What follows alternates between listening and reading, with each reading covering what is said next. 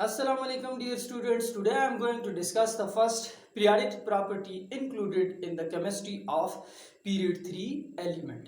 इसके बाद हम बेटा मज़ीद आगे पीरियोडिक प्रॉपर्टीज़ की पूरी बात करेंगे जिनमें आपके पास आयनाइजेशन एनर्जी है, इलेक्ट्रोनेगेटिविटी है, इलेक्ट्रिकल कंडक्टिविटी है और बाकी प्रॉपर्टीज़ हैं। मेरा आज का जो टॉपिक है बेटे वो एटॉमिक रेडियस से मुताल्लिक है। अपने टॉपिक पे जाने से पहले कुछ नेसेसरी बातें आपके सामने रख लेता हूँ। As you know very well बेटा कि जो एटम का साइज है वो बहुत स्मॉल है। आप इसे नेकेड आई से या किसी माइक्रोस्कोप से देख नहीं सकते। यही साइज जो है आपके पास इसका स्मॉलेस्ट साइज जो है इंडिविजुअल एटम का, ये मुश्किल बना देता है कि आप इसका एटॉमिक रेडियस मालूम कर सकें। इसके अलावा बेटे मैं आपको बताऊं कि जो एटम की बाउंड्रीज हैं बेटा वो आपके पास फिक्स्ड नहीं है, ठीक है। क्योंकि जिस वक्त बोहर ने कहा था कि न्यूक्लियस के आसपास जो इलेक्ट्रॉन है वो एक फिक्स सर्कुलर ऑर्बिट में घूम रहा है, उसने फिक्स ऑर्बिट की बात की थी, आपके पास एक फिक्स पाथ की बात की थी। जब केमिस्ट्री ने मजीद आगे प्रोग्रेस किया बेटे, साइंटिस्ट आए जिनमें आपके पास डी ब्रॉगली था, उसने इलेक्ट्रॉन की वेव पार्टिकल डुअलिटी दे डाली आपके पास। डेविसन जर्मर ने फिर उसे एक्सपेरिमेंटली प्रूव भी कर डाला। फिर इसी तरह से हाइजेनबर्ग अनसर्टेनिटी प्रिंसिपल है जो कि कहता है कि आप इलेक्ट्रॉन की पोजीशन को फिक्स नहीं कर सकते। इलेक्ट्रॉन इतना छोटा पार्टिकल है, इसकी पोजीशन में आपके पास क्या है जी, अनसर्टेनिटी है।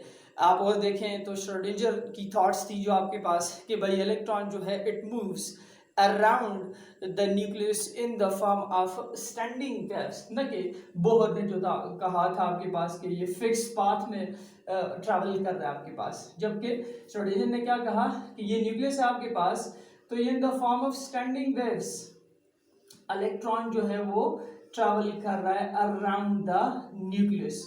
तो ये सारी बातें बेटा आपके पास ये बता रही हैं कि जो बाउंड्री है वो फिक्स नहीं है। तो जब हम एटॉमिक रेडियस मालूम कर रहे होते हैं तो we assume the atom is a solid sphere, ठीक है। और फिर हम इस जो स्मॉल एटम है, स्मॉल एंटिटी है, इसका रेडियस मालूम कर लेते हैं बॉन्डेड स्टेट में, ठीक है। याद रखें हम एटम का जो रेडियस है वो बॉन्डेड स्टेट में मालूम कर रहे होते हैं, ठीक है। इस पे मैं डिटेल में डिस्कशन आगे करूंगा कि वो कौन से बॉन्डेड स्टेट्स हैं और किस तरह से आपके पास फिर हम रेडियस की कैलकुलेशंस करते हैं, वो मजीद आगे लेक्चर में मैं डिस्कस करूंगा। अच्छा, आगे बढ़ने से पहले बेटा मैं आपको एक जनरल सी डेफिनेशन बता दूं एटॉमिक रेडियाई की। वो ये है आपके पास कि it is actually the total distance, बल्कि आप नोट कर लें, it is actually the total distance between the nucleus and the outer most shell carrying electron. यहां से लेकर यहां तक जो फासला है आपके पास वो क्या है जी, एटॉमिक रेडियस है। Total distance between the nucleus and outer most shell carrying electron, हम इसे एटॉमिक रेडियस का नाम देते हैं। आपको बता दूं बेटे कि एटॉमिक रेडियस को आप एक्सपेरिमेंटली मालूम कर सकते हैं बाय टू टेक्निक्स। पहली आपके पास एक्स रे क्रिस्टलोग्राफी, दूसरी आपके पास बाय स्पेक्ट्रोस्कोपिक मेथड्स। आप इन मेथड से एक्सपेरिमेंटली भी मालूम कर सकते हैं जी एटॉमिक रेडियस को। अच्छा, नाउ मैं मजीद आगे बढ़ूं बेटा और डेफिनेशंस पे जाऊं एटॉमिक रेडियाई की, तो टाइप्स से मैं डेफिनेशंस निकाल लेता हूं, ठीक है। जो आप देखें मैंने टाइप्स लिखी हुई बेटा, कौन कौन सी टाइप्स हैं आपके सामने हैं। पहली जो टाइप है वो आपके पास क्या है जी, कोवेलेंट रेडियस है, फिर आयनिक रेडियस है, मेटालिक रेडियस है, वैन डर वाल्स रेडियस मैंने लिखा हुआ आपके सामने, ठीक है बेटा। अच्छा, क्योंकि हम जो है वो पीरियड 3 की केमिस्ट्री को डिस्कस कर रहे हैं तो पीरियड 3 के एलिमेंट्स आपके सामने होने चाहिए। कौन कौन से हैं, सोडियम है, मैग्नीशियम है आपके पास, एल्युमिनियम है, सिलिकॉन है, फास्फोरस, सल्फर, क्लोरीन और आर्गन। ये पीरियड 3 के एलिमेंट्स हैं। आप इनमें से देखें बेटा, जो पहले 3 हैं दे आर मेटल्स, तो आपकी बुक में भी लिखा हुआ है दे आर मेटल्स, तो मोर कन्वीनियंट है, मोर ऑब्वियस है कि आप इसमें मेटालिक रेडियस की बात करें, ठीक है। इसके बाद जो आपके पास हैं दे आर नॉन मेटल्स, तो हमें इनमें अक्सर आपके पास जो है वो कोवेलेंट रेडियस की बात कर रहे होते हैं। आपके पास आर्गन जो है वो नोबल गैस है, बॉन्डिंग में नहीं जा रहा होता आपके पास, तो इसमें फिर हम वैन डर वाल्स रेडियस की बात करेंगे, ठीक है बेटा। तो तब मैंने भी फिर आप लोगों को समझाने के लिए ये टाइप्स लिखी और इनसे मैं डेफिनेशंस को भी निकालूंगा। तो बारी बारी बेटा हम लोग जाते हैं और इन टाइप्स में मैं जो एग्जांपल रखूंगा वो इन्हीं पीरियड 3 की एग्जांपल्स कोशिश करूंगा कि आपके लिए ये रखूं। तो पहली टाइप है बेटा कोवेलेंट रेडियस। ये क्या होता है, इसकी डेफिनेशन जरा आप सब देखें। The half of the bond length when two like atoms are bonded through a pure covalent bond, कि जब दो एक जैसे एटम एक दूसरे के साथ एक प्योर कोवेलेंट बॉन्ड की वजह से जुड़े होंगे आपके पास, ठीक है, उस वक्त जो उनके न्यूक्लियाई के दरमियान डिस्टेंस होगा बेटे, दोनों एटमों के न्यूक्लियाई के दरमियान जो डिस्टेंस होगा वो इंटर न्यूक्लियर डिस्टेंस होगा, वो बॉन्ड लेंथ कहलाएगा। आप उस बॉन्ड लेंथ को हाफ करें तो वो कोवेलेंट रेडियस कहलाएगा। कैसे, बड़ा सिंपल है। क्लोरीन जो है वो दूसरे क्लोरीन के साथ जुड़ सकता है, Cl2 की सूरत में आपके पास ये एग्जिस्ट करता है। मैंने आपके लिए ये बनाया हुआ है, क्लोरीन का पहला एटम, क्लोरीन का दूसरा एटम, यहां से लेकर यहां तक ये कोवेलेंट बॉन्ड लेंथ होगी क्लोरीन की। आप अगर इस बॉन्ड लेंथ का अगर आप हाफ करें बेटा तो आपके पास कोवेलेंट रेडियाई आता है जी, किसका जी, क्लोरीन का, जो कि जिसकी वैल्यू है 0.99 एंगस्ट्रॉम।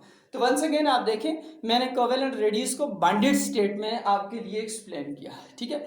एक बात याद रखें बेटा, फॉर एग्जांपल आपके पास है जी मैं इसे साफ कर देता हूँ, यहाँ पढ़ चुके, आपके पास कार्बन है, ठीक है, वो कोवेलेंट बॉन्ड बना रहा है आपके पास जी मुख्तलिफ हालतों में। अगर कार्बन जो है बेटा वो CH4 में है, ठीक है, तो इट इज sp3 हाइब्रिडाइज, ठीक है।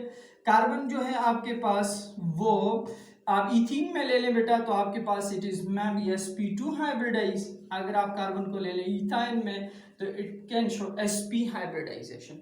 तो मेरा सवाल आपसे ये बेटा कि इन तीनों केसेस में एलिमेंट तो कार्बन ही है, ठीक है। मैं पीरियड 3 से थोड़ा हट रहा हूँ, कुछ कॉन्सेप्ट आपको बता रहा हूँ कोवेलेंट रेडियस के बारे में। तीनों केसेस में है कार्बन ही आपके पास। आप देखें तो क्या इन तीनों में जो रेडियाई की वैल्यू है वो सेम होगी आपके पास? तो आंसर है नहीं, ये सेम नहीं होगी आपके पास। आप देखें बेटा तो sp3 है, sp2 है, sp है, इसमें जो s कैरेक्टर है वो आपके पास कितना है जी, बताएं मुझे। आपके पास वो 25% है s कैरेक्टर इसमें। नीचे वाले में कितना है बेटा, तो इट इज 33.33%, ठीक है। फिर आपके पास क्या है जी 50%। आप कार्बन को देखें तो वो 1s2 2s2 2p2 होता है आपके पास, ठीक है। एटॉमिक नंबर इसका क्या है जी 6 है। तो आप देखें बेटा तो इसमें जो आपके पास है 50% वाले में s कैरेक्टर जो है वो ज्यादा है आपके पास, ठीक है। जब हाइब्रिडाइजेशन होती है आपको पता है ना, यहाँ पे एक इलेक्ट्रॉन होता है 2s1 आपके पास, और ये आपके पास तीसरा इलेक्ट्रॉन एक्साइट होके आगे ये आपस में मिक्सिंग करते हैं। अगर चारों मिक्स हो जाए तो sp3, अगर दो मिक्स हो तो sp2, एक मिक्स हो तो आपके पास sp। तो अगर s और p मिक्स हो रहे हैं आपके पास, ठीक है, तो आप देखें बेटा s कैरेक्टर ज्यादा है sp हाइब्रिडाइजेशन में, तो s किसका है, वो 2s का आ रहा है आपके पास। तो 2s ऑर्बिटल जो होता है आपके पास उसका रेडियस ऑब्वियसली छोटा होगा as compare to that of 2p। तो 2s का जो रेडियस है मैं लिख देता हूं, 2s ऑर्बिटल का जो रेडियस है वो क्या है बेटे, स्मॉल है as compare to that of 2p। 2p का रेडियस क्या होगा आपके पास ही, बड़ा होगा। रेडियस जो होगा वो क्या होगा, बिगर होगा। क्यों, it is due to the penetration power, ठीक है। तो आप देखें तो s कैरेक्टर 50% वाले में ज्यादा है, इसमें थोड़ा सा कम है, इसमें सबसे कम है। तो फिर रेडियस किस में आपके पास सबसे कम होगा और किस में सबसे ज्यादा होगा, मैं आपको बताता हूं। कहते हैं कि जो sp3 में है वो आपके पास है, इसकी वैल्यू है 0.77 एंगस्ट्रॉम। sp2 में कार्बन रेडियाई की जो वैल्यू आपके पास इट इज 0.74 एंगस्ट्रॉम, और इसमें जो है वो 0.70 एंगस्ट्रॉम है। तो लिहाजा और भी फैक्टर्स हो सकते हैं जो कोवेलेंट रेडियाई को डिस्टर्ब कर सकते हैं आपके पास। मैंने आपके सामने देखे हाइब्रिडाइजेशन का केस भी लिया, लाइक एटम्स में मैंने क्लोरीन और क्लोरीन की एग्जांपल ली, उसका हाफ लिया उसके बॉन्ड लेंथ का, तो मेरे पास कोवेलेंट रेडियस आ गया। मजीद आगे जाओ बेटा तो आपके पास कौन सा रेडिया आ जाता है जी, आयनिक रेडिया है। आपको पता है बेटे आयन कब बनता है जी, आपके पास आयन जो है वो उस वक्त बनता है जब कोई चीज इलेक्ट्रॉन लॉस करे। फॉर एग्जांपल सोडियम अगर इलेक्ट्रॉन लॉस करे तो ये कैटाइन बना लेगा आपके पास, और अगर कोई चीज इलेक्ट्रॉन गेन करे तो ये क्या बना लेगा, एनाइन बना लेगा आपके पास, ठीक है।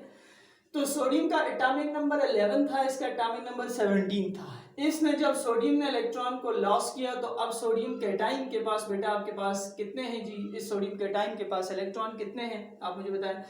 तो वो हैं 10 इलेक्ट्रॉन्स, अब 10 होंगे, ठीक है। इसके पास क्लोरीन के पास कितने हैं जी, इसके ऊपर माइनस लिखते हैं, कितने आपके पास बेटा 18 इलेक्ट्रॉन्स हो गए इसके पास अब, ठीक है। इसमें 10 इलेक्ट्रॉन थे सोडियम में, ठीक है, सोडियम कैटाइन में, और प्रोटॉन्स कितने थे 11 प्रोटॉन्स थे। क्लोरीन में आपके पास इलेक्ट्रॉन कितने हो गए 18 इलेक्ट्रॉन, और आपके पास प्रोटॉन कितने हैं जी 17 प्रोटॉन है आपके पास। तो पहले क्लोरीन का जो आपके पास इलेक्ट्रॉन और प्रोटॉन सेम थे, इसी तरह सोडियम में भी इलेक्ट्रॉन प्रोटॉन सेम थे, ठीक है। जिस वक्त सोडियम ने इलेक्ट्रॉन को लॉस किया तो कैटाइन बन गया, इसने गेन किया तो ये क्या बन गया एनाइन बन गया। इलेक्ट्रॉनिक अरेंजमेंट्स मैंने आपके सामने रख दी, ठीक है। तो अब जो सोडियम एटम है उसका जो रेडियस है आपके पास वो 1.57 एंगस्ट्रॉम है एटम का, जबकि कैटाइन का रेडियस अगर मैं कंपेयर करूं इसका, अगर मैं आपको बताऊं बेटे तो वो ये है, पहले में 2 फिर आपके पास 8, ठीक है, क्योंकि एक इलेक्ट्रॉन इसका आउटरमोस्ट में था वो उसने डोनेट कर दिया।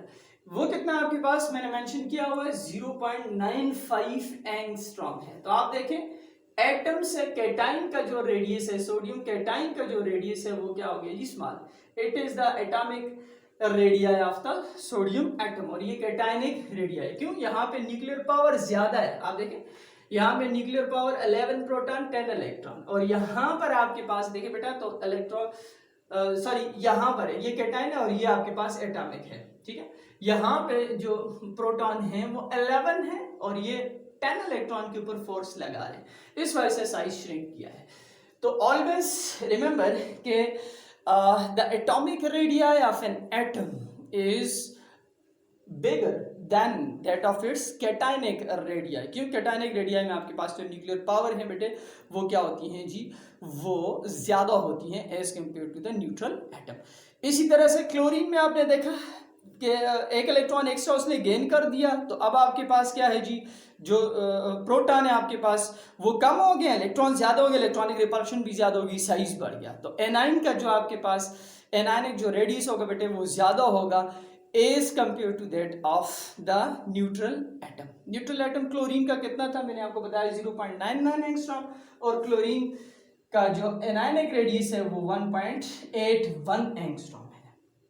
तो आयनिक रेडियस किससे, आयन से। आयन कब बनते हैं, जब इलेक्ट्रॉन लॉस और गेन होंगे आपके पास, ठीक है बेटे। तो इन्हें भी हम बॉन्डेड स्टेट में निकालेंगे। कैसे निकालेंगे, आपको पता है कि जब कोई कैटाइन जो है वो एनाइन के साथ आपके पास जुड़ा होगा किसी लैटिस के अंदर, तो आप देखें कैटाइन छोटे हो गया आपके पास, इसे मैं जरा बड़ा ड्रा कर देता हूँ, ठीक है। तो इस तरह से है, ये कैटाइन हो गया, ये एनाइन हो गया, ये डिस्टेंस जो हो गया ये इंटर न्यूक्लियर डिस्टेंस हो गया आपके पास, ठीक है। और इसको अगर आप हाफ कर लें बेटा तो ये आपके पास कौन सा हो गया जी कैटाइनिक रेडियस, और आप इसे अगर ले लें तो ये आपके पास कौन सा हो गया जी एनाइनिक रेडियस। तो वंस अगेन ये भी बॉन्डेड स्टेट में ही आप मालूम करेंगे। Cationic anionic radius sodium chlorine की एग्जांपल से मैंने आपके लिए वाज़ेह किया। थर्ड चीज है बेटा मेटालिक रेडियस क्या होता है आपके पास, मैं आपको बताऊं बेटे। मेटालिक रेडियस मैंने फिर कहा कि जो पीरियड 3 के एलिमेंट्स हैं आपके पास उनमें पहली 3 मेटल्स थी, ठीक है। मैं इसे डिफाइन कर देता हूं आपके लिए। It is actually the half of distance between nuclei of 2 atoms bonded together in a pure metallic solid। एक प्योर मेटालिक सॉलिड के अंदर जो आपके पास 2 एटम जो हैं वो बॉन्डेड स्टेट में मौजूद हैं आपके पास, ठीक है।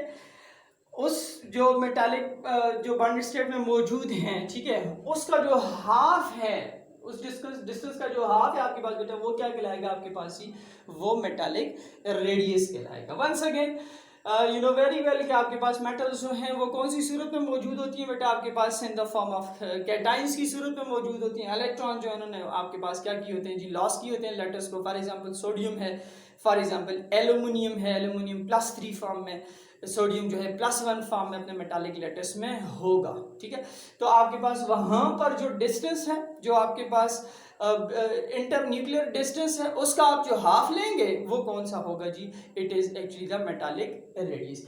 इसमें भी एक बात याद रखने की है, अगर आपके पास कोई मेटल एटम है वो डिफरेंट कोऑर्डिनेशन नंबर के साथ आपके पास अपने लेटिस में मौजूद है, फॉर एग्जांपल 8 में मौजूद है, 12 में मौजूद है आपके पास, या 6 में मौजूद है आपके पास, तो क्या एटॉमिक रेडियस में फर्क पड़ेगा? तो आंसर है यस, फर्क पड़ेगा आपके पास। जितना कोऑर्डिनेशन नंबर हाई होगा एटॉमिक रेडियस भी हाई होगा। क्यों? कि जब कोऑर्डिनेशन नंबर हाई होगा तो सराउंडिंग एटम ज्यादा होंगे आपके पास, सराउंडिंग एटम जब आइन के आसपास ज्यादा होंगे बेटा, तो जो इलेक्ट्रॉन्स हैं पर्टिकुलर एटम के, they are drawn more outwards, फिर आप कह सकते हैं कि जो रेडिया है उस पर फर्क आएगा। ठीक है, जितना कोऑर्डिनेशन नंबर ज्यादा होगा, सराउंडिंग एटम ज्यादा होंगे, जो इलेक्ट्रॉन्स हैं पर्टिकुलर एटम के जिसका आप रेडियस ले रहे हैं बेटे, तो उसके इलेक्ट्रॉन आउटवर्ड ड्रा हो रहे हैं आपके पास, क्योंकि कोऑर्डिनेशन नंबर ज्यादा है, तो रेडियस की वैल्यू पे भी आपके पास जो है वो स्लाइट इंक्रीज ऑब्जर्व होता है जी। कोऑर्डिनेशन नंबर के साथ भी चेंज हो सकता है मेटालिक रेडियस, इसे भी आपने याद रखना है जी। नेक्स्ट है बेटा आपके पास वैन डर वाल रेडियस। वैन डर वाल रेडियस क्या होगा बेटे? You know very well, van der Waals force कौन सी फोर्सेज होती हैं आपके पास? ये इंट्रामोलिक्यूलर फोर्सेज नहीं है, ये इंटरमोलिक्यूलर फोर्सेज आपके पास। मैंने कहा था कि आपके पीरियड 3 में आर्गन जो है वो नोबल मेटल है, ये तो बॉन्डिंग बनाती है आपके पास। अब इसका अगर रेडियस मुझे मालूम करना है तो कैसे मालूम करूंगा? तो आपके सामने है बेटे कि अगर आर्गन का ये एटम है आपके पास और दूसरा आर्गन का एटम ये मौजूद है, याद रखें कि जो वैन डर वाल फोर्सेज होती हैं उनमें आपके पास जो एटम है they do not touches each other. ठीक है, they lie in close proximity of each other. ठीक है, एक दूसरे के पास मौजूद होते हैं, they are very weak forces. ठीक है, तो हम इसे वो उस तरह की फोर्सेस नहीं बोल सकते जिन्हें आप आयनिक बॉन्ड, कोवेलेंट बॉन्ड या इस तरह के बॉन्ड के साथ, इंटरमोलिक्यूलर फोर्सेस के साथ आप इसे रिलेट नहीं कर सकते। It is a van der Waals force, जिसमें आपके पास एटम जो है वो थोड़ा दूर होंगे आपके पास, क्योंकि वीक फोर्स है। यहां से लेकर यहां तक का जो डिस्टेंस है वो हो गया inter nuclear distance, inter nuclear distance हो गया आपके पास। इस डिस्टेंस का जो हाफ है बेटे वो आपके पास क्या कहलाएगा? वो आपके पास वैन डर वाल रेडियस होगा। ठीक है, और मैं आपको बताऊं कि वैन डर वाल फोर्सेस जो हैं, ऐसा नहीं है कि वो सिर्फ इनर्ट एलिमेंट्स में या वो एलिमेंट जो रिएक्शन में नहीं जा रहे तो उनमें होते हैं। ये वाली फोर्सेस जो हैं या लंदन फोर्सेस जो हैं वो आपके पास ऑल टाइप्स ऑफ मॉलिक्यूल्स में पाई जाती हैं। आप क्लोरीन के लिए भी निकाल सकते हैं। फॉर एग्जांपल क्लोरीन के 2 एटम हैं Cl2, आपस में इस तरह से जुड़े हुए हैं आपके पास। ठीक है, ये 2 एटम हैं। दूसरा मैं इससे बना लेता हूं, ये आपस में इस तरह से यूं जुड़े हुए हैं क्लोरीन के एटम्स। ये तो अब ये Cl2 एक है, ये Cl2 एक है, क्योंकि इंटर मॉलिक्यूलर आपके पास फोर्स है। ये एक मॉलिक्यूल, ये दूसरा मॉलिक्यूल क्लोरीन का, यहां से लेकर यहां तक का जो डिस्टेंस हो गया वो इंटर न्यूक्लियर डिस्टेंस हो गया। ठीक है, और ये जो आपके पास इसका हाफ होगा ये क्या कहलाएगा? वैन डर वाल रेडियस कहलाएगा। तो तभी जो वैन डर वाल रेडियस की जो वैल्यूज होती हैं बेटे आपके पास वो ज्यादा होती हैं। क्यों? कि जो एटम्स हैं वो वीक फोर्स की वजह से थोड़ा दूर होते हैं, इस वजह से वैन डर वाल रेडियस अगर आप अपनी बुक में भी देखें आर्गन के लिए बड़ा सा बनाया हुआ। हालांकि आर्गन में न्यूक्लियर पावर आपके पास क्या है जी? मैक्सिमम है, ज्यादा है, उस रेडियस को छोटा होना चाहिए, क्योंकि वैन डर वाल रेडियस वहां पे दिखाया गया। इस वजह से आप उसके जो स्फीयर है उसके लिए जो शो किया हुआ है बुक में वो आप देखें तो वो बड़ा नजर आ रहा है। वजह क्या है कि उसमें वो वैन डर वाल रेडियस लिया हुआ है। डेफिनेशन क्या है वैन डर वाल रेडियस की? The half of the bond length when a particulate is bonded through a van der Waals force is called van der Waals radius।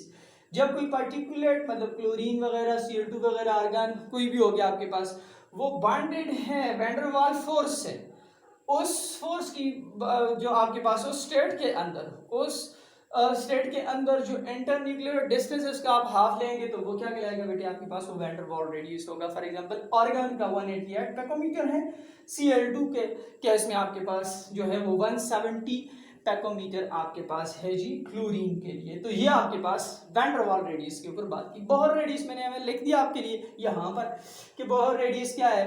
कि it is actually the radius possessed by hydrogen and hydrogen like atoms.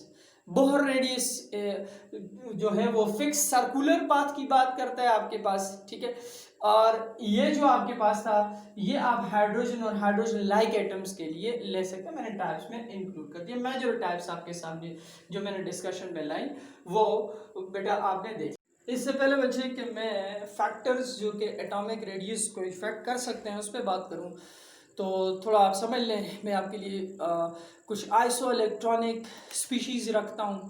तो iso electronic species अगर आपके पास हों तो फिर क्या atomic radius पे कोई फ़र्क पड़ेगा या नहीं पड़ेगा आपके पास। आइसो इलेक्ट्रॉनिक स्पीशीज़ क्या होती हैं? Iso mean same, electronic mean electron, ठीक। कि species having same number of electron. इस केस में आपके पास क्या कुछ एटॉमिक रेडियाई पे फ़र्क पड़ेगा या नहीं पड़ेगा, इस केस को थोड़ा हम डिस्कस कर लेते हैं। फिर इसके बाद हम फैक्टर्स जो कि एटॉमिक रेडियस को इफेक्ट कर सकते हैं उन पे जाएंगे आपके पास। तो आप देखें बेटा ज़रा आपके पास मैं लेता हूँ इन्हीं एटम्स को जो कि इन्हीं एलिमेंट्स को जो कि आपके पास पीरियड 3 में इंक्लूडेड है। तो कौन से है जी?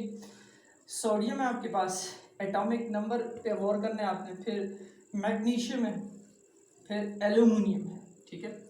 सोडियम कैटायनिक सूरत में मौजूद हो +1 फॉर्म में, मैग्नीशियम +2 फॉर्म में मौजूद हो, एल्यूमिनियम +3 फॉर्म में मौजूद हो, ठीक है।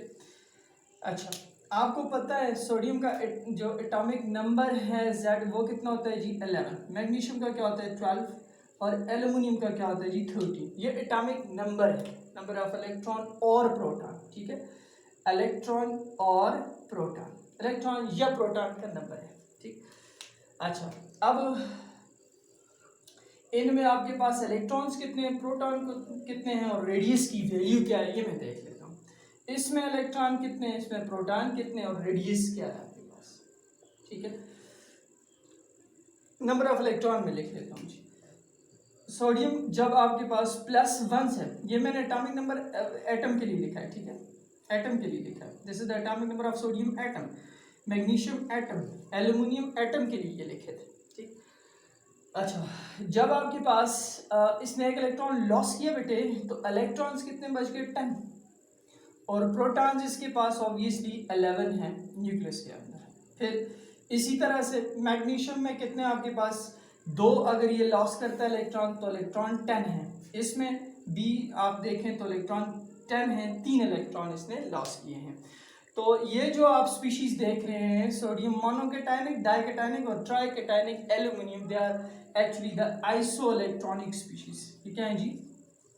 आइसो इलेक्ट्रॉनिक स्पीशीज है। नंबर ऑफ इलेक्ट्रॉन इनमें सेम है। प्रोटॉन इसमें कितने हैं? 11, ठीक है, वो तो नहीं हो रहे, वो तो न्यूक्लियस में ही है आपके पास। इसमें कितने हैं? 12। और इसमें कितने बेटा? 13 है। तो अब बात जाहिर हो चुकी है कि जो प्रोटॉन हैं वो ज़्यादा हैं आपके पास एल्यूमिनियम में, फिर मैग्नीशियम में थोड़े से कम हो गया, फिर सोडियम में कम है आपके पास। तो रेडियस की वैल्यू किसकी मिनिमम होगी? तो बेटे आप अंदाज़ा लगा सकते हैं कि एल्यूमिनियम के लिए मिनिमम होगी, बिकॉज कि उसमें न्यूक्लियर पावर जो है वो ज़्यादा, इलेक्ट्रॉन सेम है, 57 आपके पास पेकोमीटर है। इसके लिए जो है वो बेटा आपके पास क्या है जी? अबाउट 79 है। और इसके लिए आपके पास क्या है जी? 98 है।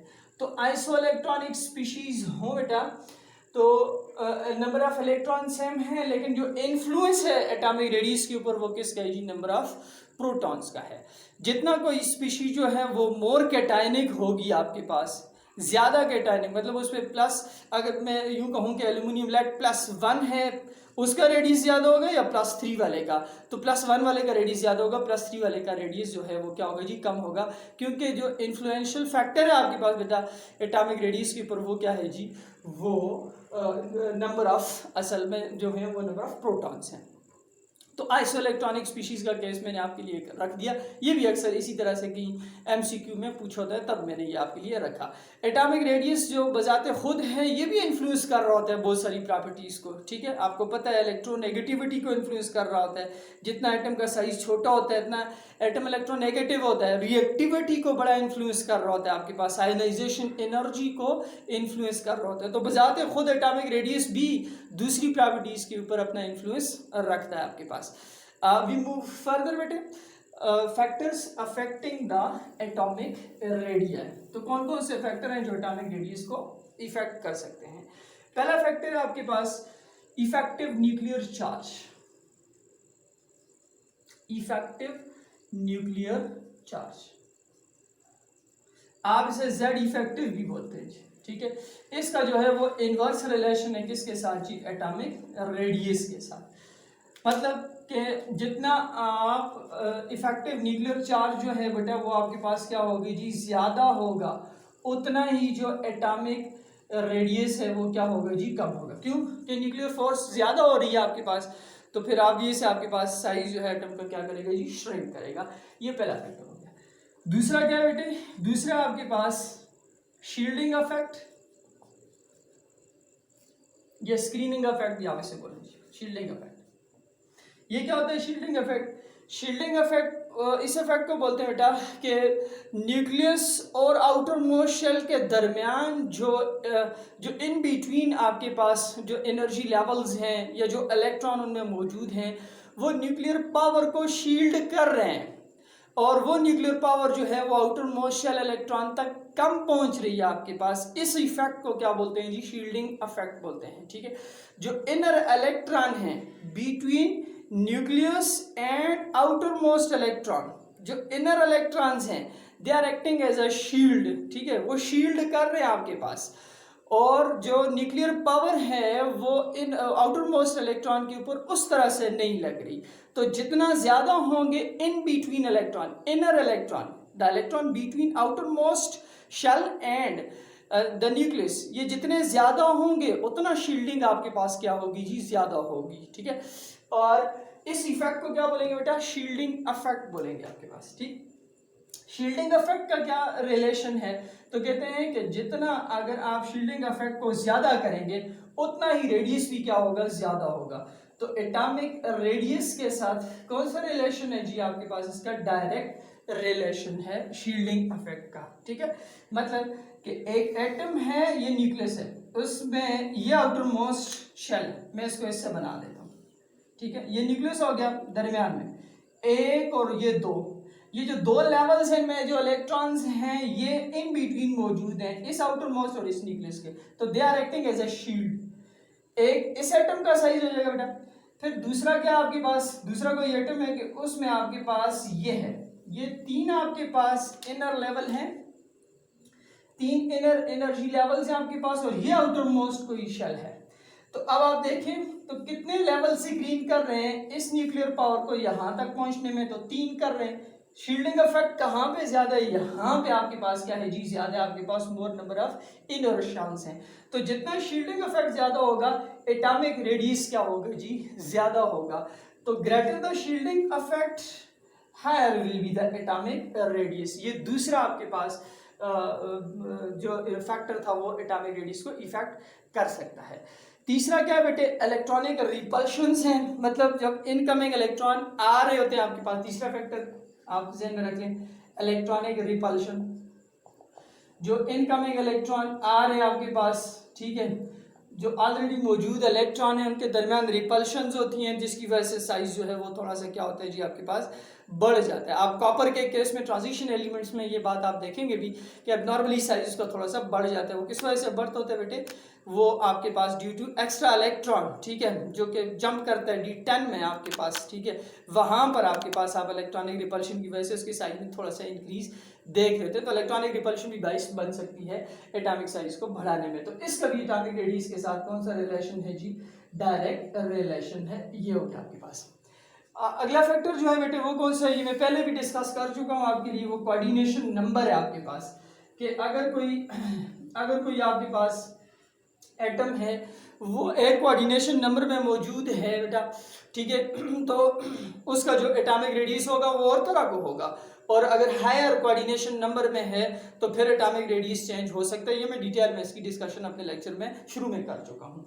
पांचवा जो है बेटे आपके पास वो क्या है, इसके साथ भी डायरेक्ट रिलेशन है जी एटॉमिक रेडियस का। हाइब्रिडाइजेशन फैक्टर भी इफेक्ट कर सकते हैं एटॉमिक रेडियस को, ये भी मैं एग्जांपल में डिस्कशन में ला चुका हूँ। ये कुछ फैक्टर्स हैं जो कि एटॉमिक रेडियस को इफेक्ट कर सकते हैं। इन फैक्टर्स को सामने रखते हुए हम ट्रेंड के ऊपर बात करेंगे, और ट्रेंड में सिर्फ डिस्कस करने वाला हूँ जी पीरियड 3 के एलिमेंट्स में। पीरियड 3 के एलिमेंट्स कौन से थे बेटा आपके पास, आपको पता है, हम पढ़ चुके हैं पहले भी, इन ट्रेंड्स को, सॉरी फैक्टर्स को ध्यान में रखते हुए ट्रेंड के ऊपर बात करेंगे। आप देखें बेटा, सोडियम, फिर मैग्नीशियम, फिर आपके पास क्या है जी एल्यूमिनियम, फिर आपके पास क्या है जी फास्फोरस, सल्फर, क्लोरीन और आर्गन। ठीक है, इनमें सिलिकॉन भी आ गया जी, सिलिकॉन और फिर फास्फोरस, सल्फर, क्लोरीन और आर्गन, ये आपके पास पीरियड 3 के एलिमेंट्स हैं। सबसे आपके पास देखते जाएं, आप बुक में भी देख सकते हैं। ठीक है, यहाँ पर आपके पास सोडियम का साइज जो है, आप लेफ्ट टू राइट जा रहे हैं तो क्या हो रहा है, आप लेफ्ट टू राइट जा रहे हैं बेटा तो इफेक्टिव न्यूक्लियर चार्ज बढ़ रहा है, 11 है, 12 है, 13 है, 14, 15, 16, 17 और 18 न्यूक्लियर चार्ज जो है वो बढ़ रहा है आपके पास। शील्डिंग इफेक्ट सेम है, क्यों कि एक ही एनर्जी लेवल में आपके पास सेम एनर्जी लेवल में इलेक्ट्रॉन एंट्री कर रहे हैं आपके पास, नंबर ऑफ शेल इंक्रीज नहीं कर रहे, तो शील्डिंग इफेक्ट कुछ ज्यादा नहीं आपके पास इन्फ्लुएंस कर रहा है यहाँ पर। ठीक है बेटे, तो जो आप लेफ्ट टू राइट जाएंगे एटॉमिक रेडियस जो है वो क्या होता जाएगा जी, एटॉमिक रेडियस जो है वो क्या होता जाएगा, डिक्रीज होता जाएगा आपके पास। ये सोडियम का हो गया, फिर मैग्नीशियम का हो गया आपके पास, फिर एल्यूमिनियम का हो गया, देन सिलिकॉन का हो गया, फिर आपके पास फास्फोरस, सल्फर, क्लोरीन और फिर आर्गन के लिए आप देखें तो उसने बड़ा सा बाल दिया हुआ, ये उसका वैन डर वाल रेडियस है, जो कि मैंने इस पे डिटेल में डिस्कशन किया कि वैन डर वाल रेडियस बड़ा क्यों होता है। कंक्लूड करता हूँ कि ट्रेंड आपके पास जो है वो निकलता है फैक्टर्स से। फैक्टर्स क्या थे बेटा कि जितना न्यूक्लियर चार्ज जो है वो ज्यादा होगा एटम का साइज श्रिंक करेगा आपके पास। शील्डिंग इफेक्ट का इन्फ्लुएंस है नहीं, पीरियड के अंदर एक ही एनर्जी लेवल में इलेक्ट्रॉन जो है एंटर हो रहे हैं आपके पास। स्क्रीनिंग इफेक्ट ऑलमोस्ट क्या है जी कांस्टेंट है आपके पास। ठीक है बेटे, तो जितना आप लेफ्ट टू राइट जाएंगे पीरियड 3 में आपके पास जो एटॉमिक रेडियस है वो छोटे से छोटा होता जाएगा। इस वीडियो के एंड पर बेटे आपके पास कुछ ईटा से रिलेटेड एमसीक्यूज हैं, वो भी मैंने आपके लिए रखे हुए हैं, आप उसे सॉल्व करें। If you have any problem आप उसे कमेंट सेक्शन में पूछ सकते हैं।